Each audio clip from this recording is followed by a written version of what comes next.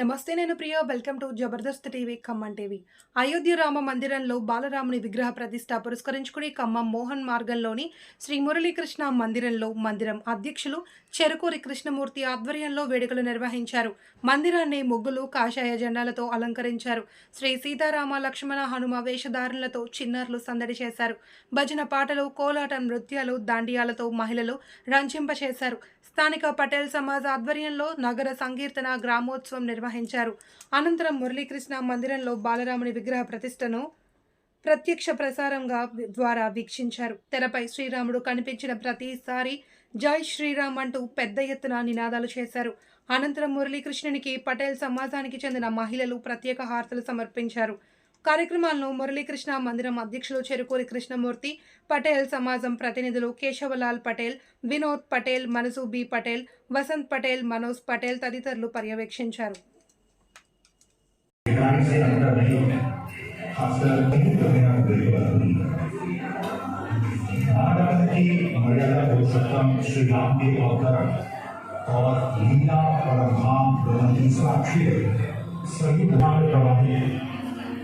और इस नदी का जो वर्णन है वो ऋग्वेद में ही मिलता है।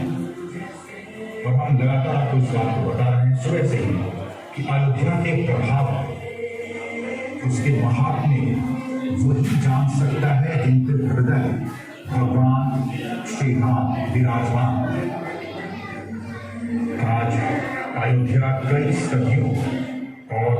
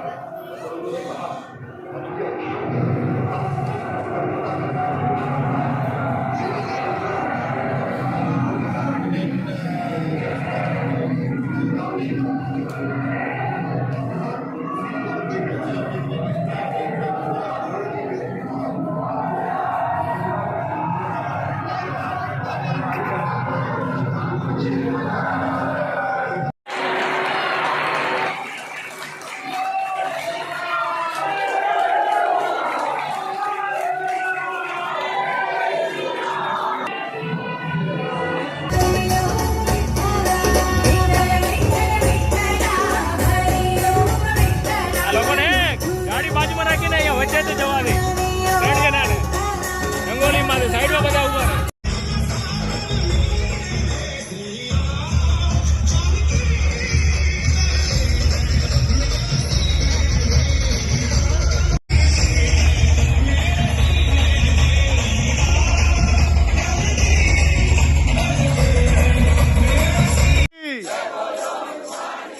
जोर से बोलो, प्यार से बोलो,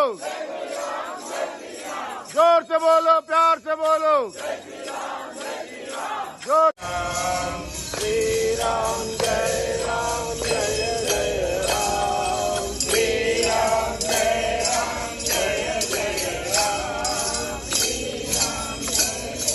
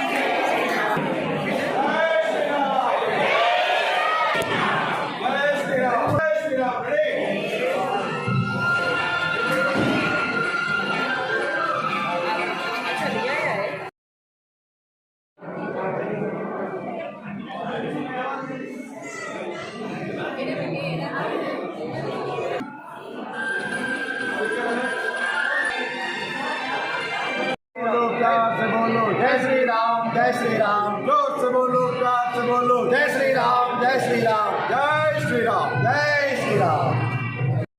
అయోధ్యలో రామ ప్రాణ ప్రతిష్ఠ కార్యక్రమం సందర్భంగా మన ఖమ్మం పట్టణంలో శ్రీ మురళీకృష్ణ మందిరము మరియు పటేల్ సమాజ్ తరఫున మంచిగా మన జీవితాంతం గుర్తుండిపోయే ఘట్టాన్ని నిర్వహించుకోవాలనే ఉద్దేశంతో ఈరోజు మురళీకృష్ణ మందిరంలో ఈ కార్యక్రమం ఏర్పాటు చేయడం జరిగినది.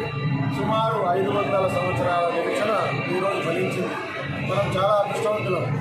ఆ పోరాటంలో పాల్గొనలేకపోయాం, కానీ రాముడు వచ్చిన వేళ మనం చూడగలుగుతున్నాం. కాబట్టి ఇది మనం జన్మజన్మలో చేసుకున్న పుణ్యం. ఈరోజు కార్యక్రమంలో పొద్దున పూట 5:30 గంటలకి నగర సంకీర్తన చేయడం జరిగినది. అలానే 9 గంటలకి వీధుల్లో ఊరేగింపుగా రామ లక్ష్మణ్ జానకిని ఇవ్వడం జరిగినది. ఇది ప్రతి వారికి కూడా చాలా గర్వించదగ్గ విషయము. ఒక హిందువుగా మనము పుట్టినందుకు, ఈ సమయంలో మనం జీవిస్తున్నందుకు మనల్ని మనం ధన్యులంగా భావించాల్సిన అవసరం ఉంది. ఇలాంటి అవకాశం చాలామంది కోల్పోయారు, చాలామంది ప్రాణత్యాగాలు చేశారు. చాలా కుటుంబాలు ఈ రాముడు అయోధ్య మందిరం కోసం సర్వస్వం కోల్పోయారు. వారందరినీ కూడా ఈరోజు మనం గుర్తు చేసుకోవాల్సిన అవసరం ఉంది.